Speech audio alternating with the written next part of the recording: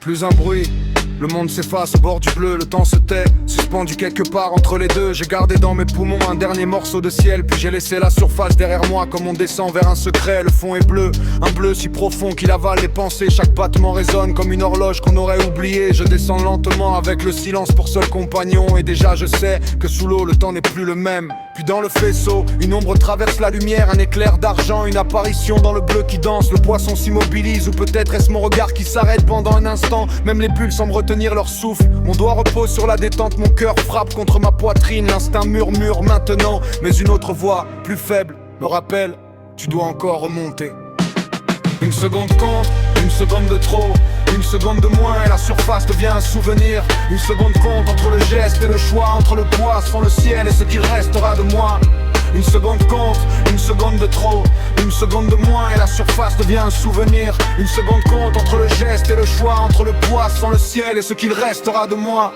Je le regarde, il me regarde, de être suspendu dans le même silence, comme si lui aussi connaissait la fragilité de cet instant. J'ai le temps d'un battement pour écrire la suite, tirer maintenant ou laisser le hasard continuer sa route. La flèche pourrait trouver son chemin ou se perdre dans le bleu. Le poisson pourrait tomber ou disparaître comme une pensée quand on ouvre les yeux. Mais mes poumons deviennent une horloge, chaque pulsation me rappelle que le temps n'attend personne. Ici chaque seconde a un poids, chaque souffle a une valeur, et même le silence finit par manquer d'air.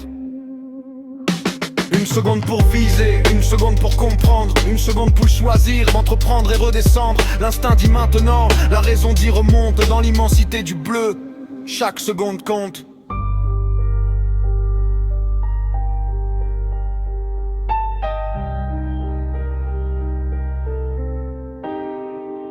Une seconde compte, une seconde de trop, une seconde de moins et la surface devient un souvenir. Une seconde compte entre le geste et le choix, entre le poisson, le ciel et ce qu'il restera de moi.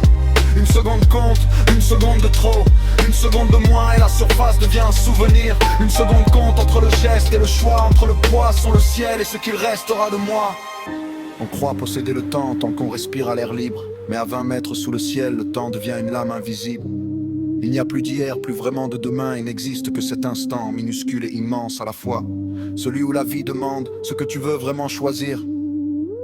Le poisson repart, ma main reste immobile, mon corps réclame la lumière, mais mes yeux suivent encore son ombre. Alors peut-être que je tire, peut-être que je laisse partir, peut-être que parfois le courage n'est pas de prendre, mais de savoir quand renoncer.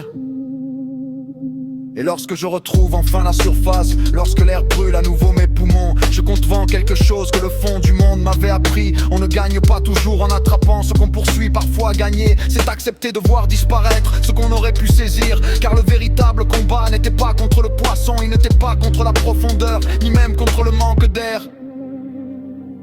Il était là, dans cet espace minuscule, entre l'instinct et la raison, entre ce que la main veut faire et ce que le cœur sait déjà. Une seconde, c'est presque rien. Un battement, un souffle, un silence entre deux pensées. Mais sous l'eau, là où le ciel semble si loin, une seconde peut-être, celle qui te manque ou celle qui te sauve.